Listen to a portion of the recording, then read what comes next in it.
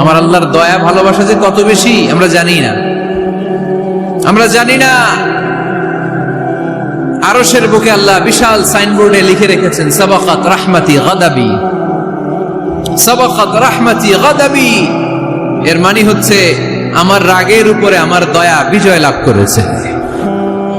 সাবাকাত রাহমাতি গাদাবি, আমার রাগও আছে, আল্লাহর রাগ আছে না, আমার দয়াও আছে, আল্লাহর দয়া আছে না। আল্লাহ বললেন আমার রাগও আছে আবার আমার দয়াও আছে, তবে জেনে রেখো আমার রাগের চেয়ে দয়া বেশি। আমাদের পাপ অন্যায় যত বড় হোক মনে রাখবেন আল্লাহর দয়া তার চাইতেও বড়। নাকি ছোট? আপনি যত বড় পাপ করেন না কেন আমাদের জন্য আল্লাহর পক্ষ থেকে দয়া আছে না নাই? বনি ইসরাইলের এক লোক সিরিয়াল কিলার ছিল, খালি মার্ডার করতো, সিরিয়াল মার্ডার, একটা দুইটা তিনটা 10টা 5টা করতে করতে করতে করতে 99টা মার্ডার করেছে। কয়টা? 99টা মার্ডার। কল্পনা করা যায়? 99 জন মানুষকে সে নিজ হাতে হত্যা করেছে। 99 মার্ডার করার পরে তার মনে ভয় আসলো, হায়রে না জানি আল্লাহ আমার সাথে কেমন আচরণ করে আখিরাতে, আমার তওবা আছে কিনা কপালে জানি না, আমার তো ক্ষমা নাই, কি করব আমি? তো সে লোকজনদেরকে জিজ্ঞেস করলো আমার ক্ষমা আছে কিনা, এটা কে বলতে পারবে, আমাকে আল্লাহ মাফ করবে কিনা? তারা সবাই বললো এই এলাকায় এক আল্লাহর ওলি আছে, তার কাছে যাও। সে আল্লাহর ওলির কাছে যেয়ে বলে, ও আল্লাহর ওলি, আমি 99টা হত্যা করেছি, 99টা মার্ডার, আমার কপালে ক্ষমা আছে কিনা তুমি একটু বলো। আল্লাহর ওলি কই, কি বললা? 99টা মার্ডার? আয় হায় সর্বনাশ, তোর কোনো ক্ষমা নাই। এবার যে মার্ডার করছে ও কয় আমার যেহেতু ক্ষমা নাই, তোরে বাঁচায় রেখে লাভ কি, তোরেও দিলাম শেষ করে। এবার সেঞ্চুরি করে ফেলাইছে। কথা বুঝতেছেন? আমার যেহেতু ক্ষমা নাই তো তোরে বাঁচায় রেখে কি লাভ, তোরেও শেষ করে দিলাম। এবার সেঞ্চুরি। সেঞ্চুরি করার পরেও ভয় আছে না নাই অন্তরে? অন্তরে তো আল্লাহর ভয়, কই যাবে? খুঁজতে লাগলো কে সমাধান দিতে পারবে। একজন বললো ওই এলাকায় একজন বড় আলেম আছে, ওই আলেমের কাছে যা। সে আলেমের কাছে যেয়ে বলে, আলেম আমি 99টা হত্যা করেছি, এখন আমার বড্ড ভয় হয়, আল্লাহ আমারে মাফ করবে কিনা, তুমি একটু আমারে বলো। আলেম বলে, তোমার গুনাহ যত বড়ই হোক আমার আল্লাহর দয়া তার চাইতেও বড়। তুমি কি পাপ করেছো, কি অন্যায় করেছো তুমি? তুমি জানো না আমার রব কত মেহেরবান, তিনি কত দয়ালু, তিনি ভালোবাসার আধার, তিনি করুণার আধার। তোমার পাপ অন্যায় যদি হয় খালের পানির সমান, বিলের পানির সমান, আমার আল্লাহর দয়া সাগরের পানির সমান। তোমার পাপ আর অন্যায় যদি হয় পাহাড়ের সমান, আমার আল্লাহর ভালোবাসার দয়া হচ্ছে আকাশের সমান। তুমি যদি তওবার মতো তওবা করতে পারো, ক্ষমার মতো ক্ষমা চাইতে পারো, চোখের পানি ছেড়ে, চোখের পানির বড় দাম, চোখের পানির মধ্যে বিশাল কারিশমা, এটা আল্লাহ খুব পছন্দ করে। 2 ফোঁটা পানি আল্লাহ পছন্দ করে। এক, জিহাদের ময়দানে শহীদের গা বেয়ে ঝরে পড়া রক্তের ফোঁটা। 2 হচ্ছে অনুতপ্ত বান্দার চোখের পানির ফোঁটা। বান্দা যখন অনুতপ্ত হয়ে চোখের পানি ছেড়ে কাঁদে, তার চোখের পানি চোখ বেয়ে নাকের ডগা বেয়ে মাটিতে পড়ার আগেই ওই অনুতপ্ত বান্দার সব গুনাহ আল্লাহ মাফ করে দেয়। সে জিজ্ঞেস করলো আমার ক্ষমা আছে কিনা? আলেম বলে আছে, ক্ষমা আছে। তওবার মতো তওবা কর, তাওবাতান নাসুহা, তওবার মতো তওবা করলে আল্লাহ ঠিকই মাফ করবে। সে এতটাই অনুতপ্ত হলো, এতটাই, সে আল্লাহর কাছে ক্ষমা চাইতে শুরু করলো। আলেম পরামর্শ দিল, তুমি যে এলাকায় থাকো এলাকাটা ভালো না, এলাকাটা ছাড়ো, এখানে সব ডাকাতদের এলাকা, তুমি একটা ভালো এলাকায় যাও, ওখানে যে তওবা করে ভালো মানুষ হয়ে যাও। সে নিয়ত করে কাপড় চোপড় গুছিয়ে ভালো এলাকায় যাবে। ঘর থেকে বেরোয়ার সাথে সাথেই মালাকুল মাউত চলে আসছে, তার রুহু কবজ করে ফেলছে। এখন রুহু কে নিয়ে যাবে? ফাজাআত মালাইকাতুর রাহমা ওয়া মালাইকাতুল আযাব। রহমতের ফেরেশতারাও আসছে, আযাবের ফেরেশতারাও আসছে। রহমতের ফেরেশতারা বলে না না, সে তওবার নিয়ত করেছে, যদিও তওবা করতে পারে নাই, যদিও ভালো এলাকায় যেতে পারে নাই, তওবার নিয়ত করেছে, অনুতপ্ত হয়েছে, ক্ষমা চাওয়ার চিন্তা করেছে, আমরা তার রূহ নিয়ে ইল্লিনে রেখে দেব। আযাবের ফেরেশতারা বলে না না, 99টা হত্যা করার পরে আরো একটা হত্যা করে সেঞ্চুরি করেছে, এখনো তো ভালোভাবে তওবা করতে পারে নাই, তার রুহুটা নিয়ে আমরা সিজ্জিনের ভেতরে ঢুকায় দেব। দুই দল ফেরেশতার মারামারি, এ বলে আমরা নিব, এ বলে আমরা নিব। ঝগড়া আছে না নাই? আল্লাহ বললেন রাখো রাখো, ঝগড়ার দরকার নাই। এক কাজ করো, যেখানে মারা গিয়েছে ওইখান থেকে ফিতা দিয়ে মাপতে শুরু করো। ভালো এলাকাটা যদি কাছে হয় জান্নাতের ফেরেশতারা নেবে, খারাপ এলাকা যদি কাছে হয় জাহান্নামের ফেরেশতারা নেবে। খারাপ এলাকা তো একেবারেই কাছে, ঘর থেকে বের হওয়ার সাথে সাথে মৃত্যু হয়েছে। আর ভালো এলাকা তো অনেক দূর। আল্লাহ জমিনটারে আদেশ দিলেন, জমিন এই অনুতপ্ত বান্দার জন্য তুই ভালো এলাকাটা কাছে চলে আয়। ভালো এলাকাটার জমিনটা তুই সংকুচিত হয়ে যা। যদিও ঘর থেকে বের হয়েছে একেবারে কাছে, খারাপ এলাকা হাজার হাজার মাইল দূরে চলে যা। ফিতা দিয়ে মাপ দিয়ে দেখে সর্বনাশ, ভালো এলাকাটা তো একেবারেই কাছে, খারাপ এলাকাটা অনেক দূরে। আল্লাহর ফয়সালা অনুযায়ী রহমতের ফেরেশতারা তার রূহকে নিয়ে জান্নাতের ভেতরে ঢুকিয়ে দিয়েছে। 99টা হত্যা করার পরে আরো একটা হত্যা করে সেঞ্চুরি, 100টা খুন করছে। আপনি কয়টা করছেন? আমি কয়টা করছি? তো 100টা খুন করে যদি ও মাফ পেতে পারে আমার আল্লাহর কাছ থেকে, আমরা কি ক্ষমা পেতে পারি না? ওর পাপের কাছে আমাদের পাপ কি? কয় ওয়াক্ত নামাজ ছাড়ছেন আপনি? কয়টা মিথ্যা কথা বলছেন? কতবার ঘুষ খাইছেন? কত টাকা সুদে লাগাইছেন? কত অন্যায় করছেন? কত জুলুম করেছেন? মনে রাখবেন, আপনার পাপ, আপনার অন্যায়, আপনার জুলুম যত বড় হোক না কেন, আমার আল্লাহর দয়া তার চাইতেও বড়। এজন্য আল্লাহ নিজের পরিচয় দিয়ে বললেন, আর রহমানু আল্লামাল কুরআন খালাকাল ইনসান আল্লামাহুল বায়ান। আমি রহমান, আমি দয়ার সাগর। তাহলে বুঝতে পারলাম আমার আল্লাহর দয়ার কোনো শেষ আছে? 100 টুকরা করে 99 টুকরা দয়া ভালোবাসা আল্লাহ তাআলা নিজের কাছে রেখে দিলেন, আর 1 টুকরা দয়া আর ভালোবাসা আল্লাহ তাআলা গোটা বিশ্বের সবার মাঝে ভাগ করে দিলেন। আমরা সবাই মিলে পাইছি কয় টুকরা ভালোবাসা? উনি রেখে দিয়েছেন কয় টুকরা? ওই 1 টুকরার কিছু অংশ আমিও তো পাইছি, তাই না? আপনি পেয়েছেন, আমরা সবাই পেয়েছি, গোটা বিশ্বের সবাই, আদম আলাইহিস সালাম থেকে শুরু করে কিয়ামত পর্যন্ত যারা আসবে, এসেছিল এবং এখন আছে, সবাই মিলে কয় টুকরা? ওনার কাছে কয় টুকরা? কিন্তু এই 1 টুকরা যে আমরা সবাই ভাগে যোগে পাইলাম, আমাদের ভালোবাসার নমুনা দেখছেন? একজন আর একজনের ভালোবেসে বলে আত্মহত্যা করে ফেলে, আছে না নাই? আছে না? সালমান শাহ মারা গেছে, এই দেশের কয়েকটা মেয়ে গলায় রশি দিয়ে আত্মহত্যা করছে, শুনছেন? অমুক সেলিব্রিটির কি হয়েছে, ছাদ থেকে লাফ দিয়ে পরে মাথা ফাটায় ফেলছে। ভালোবাসা আছে না নাই? যারে ভালোবাসে তার নাম আবার ছেলেরা হাতের মধ্যে কেটে কেটে লেখে, প্লাস দিয়ে লেখে, প্লাস। ধরেন আব্দুল্লাহ প্লাস শামিমা, তো এ প্লাস এস, রক্ত দিয়ে লেখে, রক্ত। আমি অবাক হই, নিডেল, সুই দিয়ে কেটে কেটে লেখে আব্দুল্লাহর এ প্লাস শামিমার এস। কি ভালোবাসা!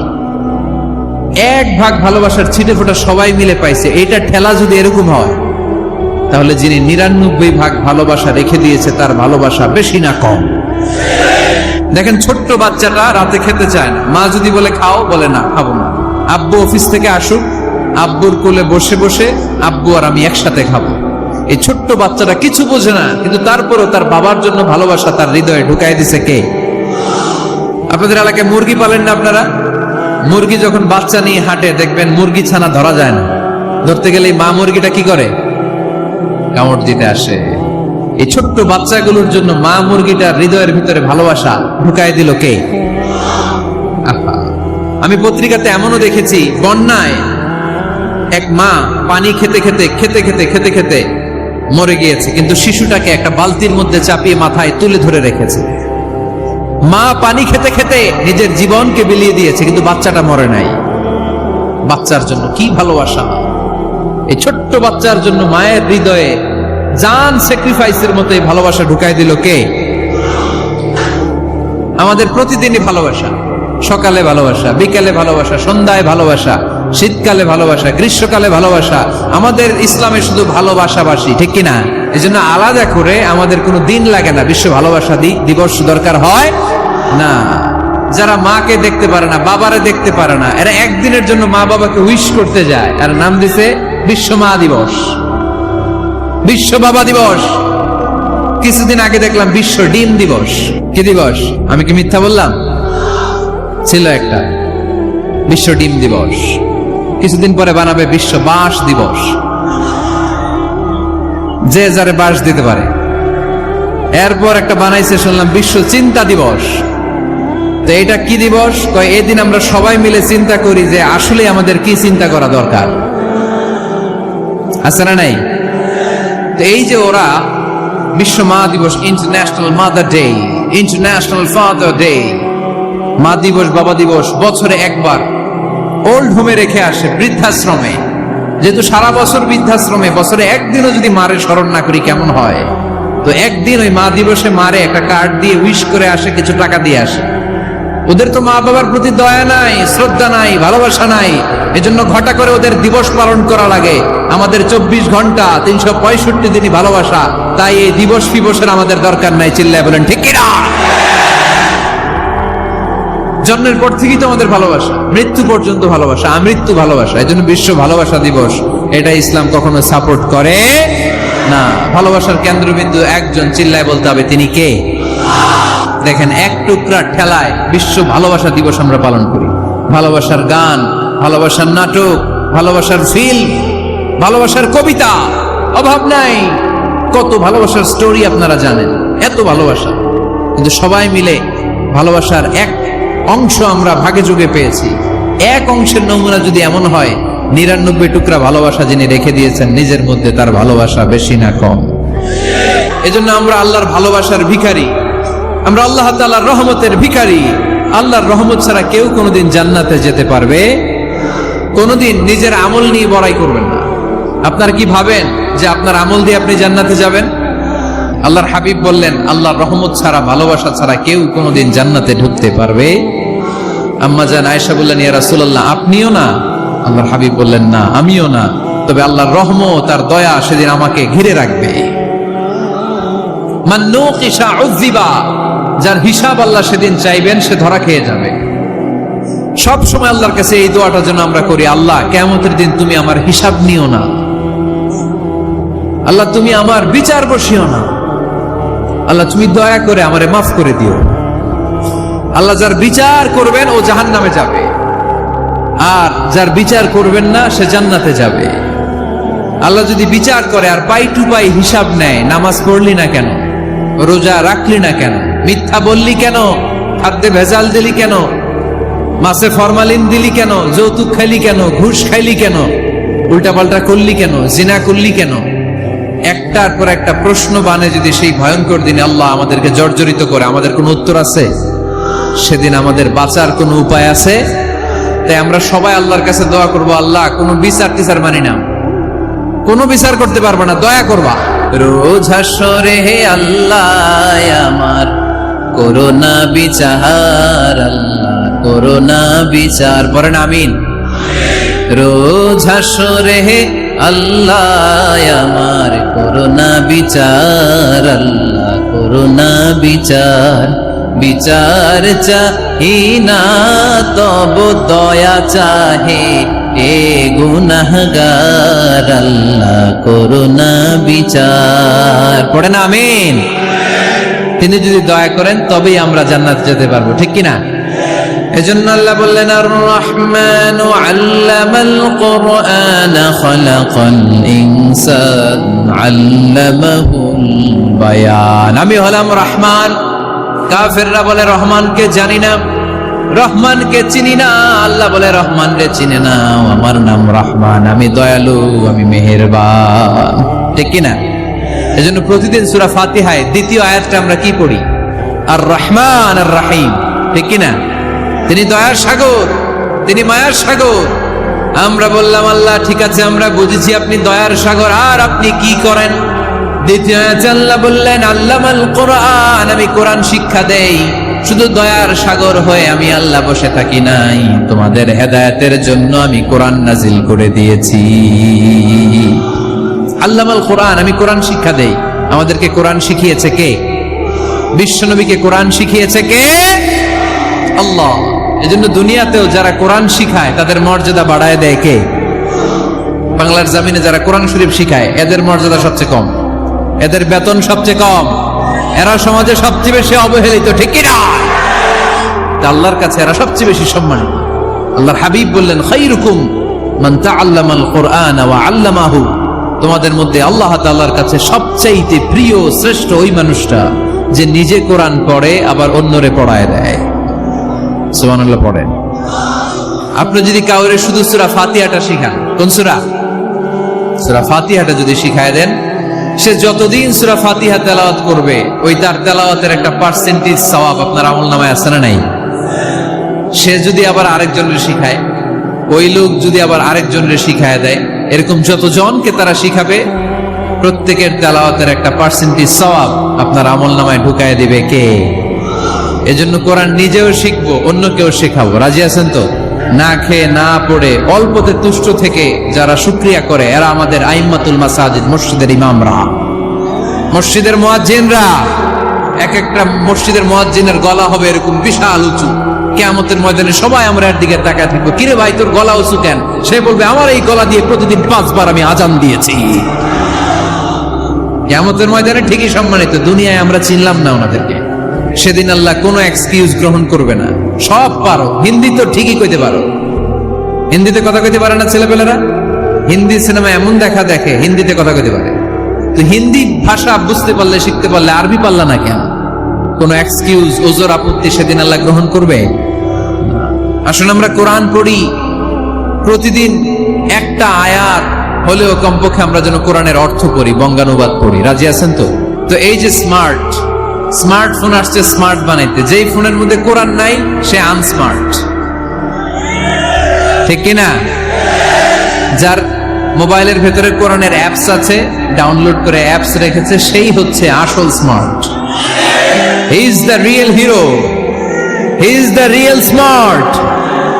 এজন্য মোবাইলের অ্যাপসের ভেতরে কোরআন ঢুকাইতে হবে।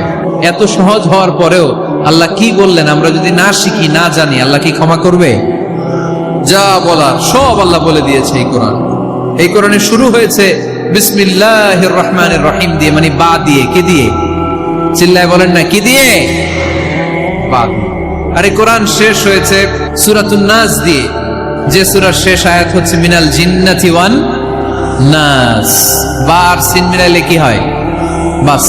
এবার বাসে চড়া শরীয়তপুর শহরে যাব। ওই বাস না, এই বাস মানে যথেষ্ট, এই বাস মানে সাফিসিয়েন্ট, কাফি। আল্লাহ বুঝালেন এই 30 পারায় 114টা সূরায় আমি যা দিয়েছি এটাই বাস, যথেষ্ট, নতুন করে আর কিচ্ছু লাগবে না। চিল্লায় বলেন ঠিক কিনা? যেমন কিতাব, এই কিতাবের পিছু লেগে লাভ নাই। এই কিতাবের বাণী ছড়িয়ে পড়বে গোটা বিশ্বময়। অনেকে অনেক ষড়যন্ত্র করেছে এই কিতাবকে ধ্বংস করে দেওয়ার। আমাদের এই খোদ ভারতবর্ষে ষড়যন্ত্র হয়েছিল। ব্রিটিশরা যখন চলে গিয়েছিল, ওরা প্ল্যান করেছিল এই কিতাবকে কি করে আমাদের থেকে ডিটাচ করা যায়, কেমন করে আলাদা করা যায়। এর একটা কমিটি করে দিয়েছে, আপনারা গবেষণা করে দেখেন এই ভারতবর্ষ থেকে কেমন করে কোরআন দূর করা যায়। তারা বুদ্ধি করে বলল, এক কাজ করি, কারণ তাদের কোরআনের কপিগুলো মসজিদ থেকে বের করে আমরা আগুন দিয়ে জ্বালাই দিব, তাইলেই কোরআন শেষ। পরে দেখলো না, রিসার্চে গন্ডগোল আছে, অ্যানালাইসিস ভুল। আবার নতুন কমিটি পাঠালো তারা ইংল্যান্ড থেকে, 33 সদস্য বিশিষ্ট কমিটি। তারা এসে গবেষণা করে দেখলো না, এই কোরআন আগুনে জ্বালাই দিলে কোরআন দূর হবে না। কারণ আমরা ভারতবর্ষের হেফজখানাগুলোতে যে দেখেছি, ছোট্ট বাচ্চারা মাথা দুলিয়ে দুলিয়ে কোরআন পড়ে। কোরআন তারা শুধু কাগজেই লিখে রাখে না, সিনার ভিতরে গেঁথে রাখে। ওই কোরআন মুসলমানদেরকে শিখিয়েছে কে? সে আল্লাহ বললেন, আর রহমানু আল্লামাল কুরআন খালাকাল ইনসান আল্লামাহুল বায়ান। আল্লাহ বললেন আমি মেহেরবান, আমি কোরআন শিখিয়েছি। আমরা বললাম আল্লাহ আর আপনি কি করেন? আল্লাহ বলেন খালাকাল ইনসান, আমি মানুষ বানিয়েছি। সুবহানাল্লাহ পড়েন। আমাদেরকে তৈরি করেছে কে? জোরে বলতে হবে কে?